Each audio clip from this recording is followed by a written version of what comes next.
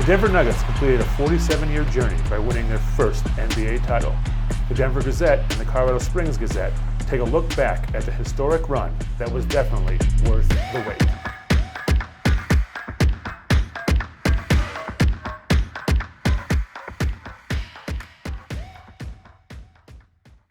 Well, I think it showed with the championship victory lap that was here a couple weeks ago what it did mean. A lot of people that I've talked to, my friends going back, I'm not even going to say how many years, never thought they would see this. But I never thought this was going to happen. And here we are. Just been waiting for this. Now I can die. Yeah, the title meant a lot to Nuggets fans for sure. Just thinking about the long history the team has endured without a championship run, going back to even the ABA days. So for Nuggets fans who have been through the opportunities to win championships in the 80s, the lowly 90s, the Carmelo era, to go through all of that and then have it kind of all come together this year in a championship run really meant a lot to people. But it all came together. It was just such a fusion of exciting players, good players, great following, sellout crowds every game, and a type of team that people could really not only go to watch, but really enjoy and become a part of. And what does it mean in summation? A championship like this makes a city feel proud of itself.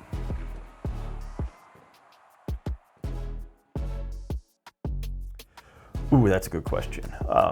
I saw championship potential in this team probably in December or January. There was a stretch where their defense really picked it up there in December after the start of the season. They were still kind of getting their chemistry together, getting Jamal Murray and Michael Porter Jr. back in the fold.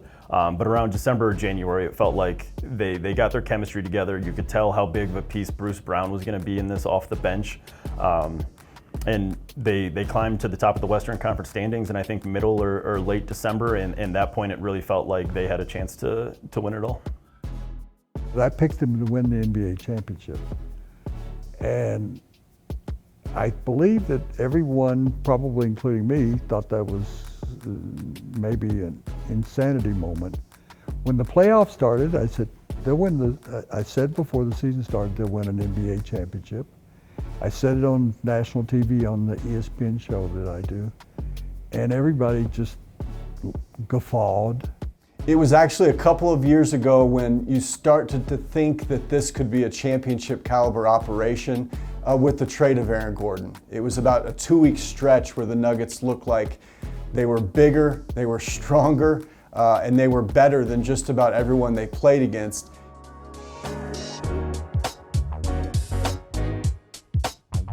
Yeah, I think Nikola Jokic is definitely on the Mount Rushmore of Colorado sports at this point. He's got to be, a top 4 athlete professionally in the Colorado ranks, I think. And yeah, his greatness was just on full display throughout the entire playoff run, whether it was, scoring 50 points in a game or almost averaging a triple-double throughout the playoffs. So, he was his typical self, if not even better, throughout the playoff run, and it was a lot of fun to watch.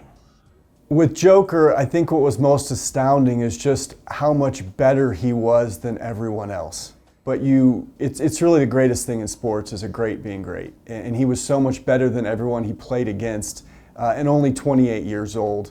I think you can see that that's what is exciting for a lot of people in Colorado, is this felt like a start for Joker and not the conclusion. During the course of the season, as Jokic got more legendary, and that's a strong word to use, people were trying to make comparisons. Was he a taller Larry Bird? Was he a Wilt Chamberlain-like player? The reason why they had problems finding out what player to compare him to, it was eventually discovered that there was nobody to compare him to.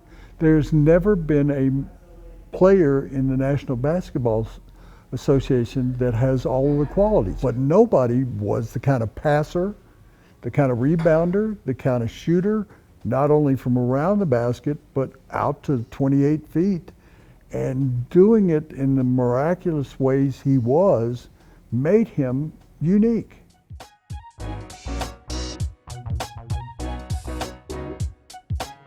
Jamal Murray's comeback story really became kind of a sidebar to this run because it all seemed to happen so quickly after taking forever. You know, the Nuggets really stood by Jamal and allowed him to find his feet and be comfortable in his comeback, and then he took off. You saw the talent level that led to him being a top 10 pick. So he's wired a little bit differently, and I think you saw that come to fruition, finally healthy during this postseason. You know, I remember at the beginning of the season, we had all these conversations. You know, after a good game, it would be, oh, Jamal's back, he's going to take off now. Then he'd struggle for a game, and we'd be like, is Jamal 100%? Is he really back? And so, yeah, he just got better and better as the year went along, and you know, the playoffs were certainly another data point to prove that, you know, Jamal's a guy who raises his level in the playoffs, and he was, you know, the second biggest part of this championship run.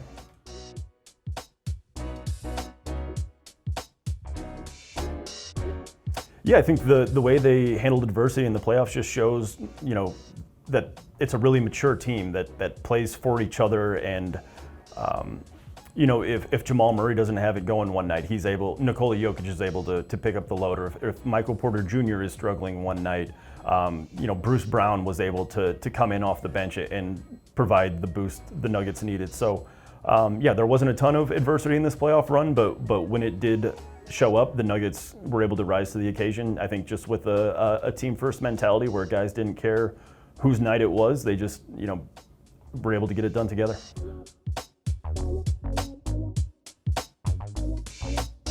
I think if you asked longtime Nuggets fans, they would tell you that sweeping the Lakers meant as much to them as what happened in the NBA Finals and finishing it off, because there's such a long, scarred history with Nuggets fans against the Lakers.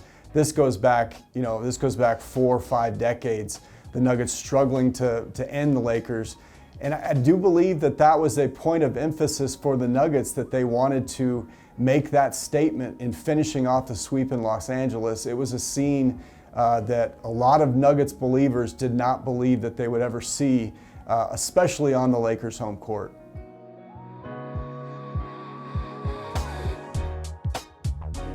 I think Michael Malone has secured his place as the Nuggets coach, surpassing Doug Moe, not only in playoff wins during the course of this postseason. He set the career coaching record for postseason wins during that Timberwolves series, but he's the first one with a title. And it's a lot like, who's the greatest Nugget ever? Well, it's the one that just led the Nuggets to their first title. This team was a team, and I think that's the most important word here. And Michael Malone knew how to deal with that team, but more importantly, he knew how to deal with individuals. No, I don't see a dynasty happening in Denver, but I also don't see a dynasty happening anywhere else. So it's so difficult to win back-to-back championships, but they have an advantage. All 5 starters of the Nuggets, they're rookie from last year, so 6 of their top 8 players are still under contract for next year and even into the next year. They're adding young, experienced players as a result of the NBA draft. They'll bring in a couple of more experienced players, but you now see a situation where teams all over the Western Conference are coming after the Nuggets. I'm not ready to use the word dynasty yet with the Denver Nuggets. I think they're going to have some questions this upcoming season when it comes to replacing Bruce Brown and Jeff Green, who have since left in free agency. And now the Denver Nuggets are no longer the hunters; they're the hunted. So they're going to get everybody's best effort on a nightly basis throughout the course of the regular season. So yeah, I think it's a little early to use the word dynasty, but Nuggets fans can be sure proud to be champions. The obstacle standing in front of the Nuggets in terms of winning 2, if not 3 championships, is convincing Joker that he should stay stateside for a while, leave his horses back in Serbia, and he can go back to Serbia in the offseason, give him as many weeks off as he wants, if Joker sticks around for a half dozen more years, which I expect is probably going to be the case, the Nuggets are going to have a chance every time as long as they have this core group together. They're going to be considered one of the 2 or 3 favorites to win the NBA title. I think you're seeing the start of something, not necessarily the conclusion.